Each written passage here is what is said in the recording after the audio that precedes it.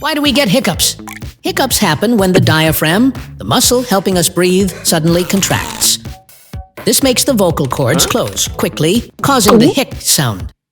Common triggers include eating too fast, drinking carbonated drinks, swallowing air, stress, or sudden temperature changes.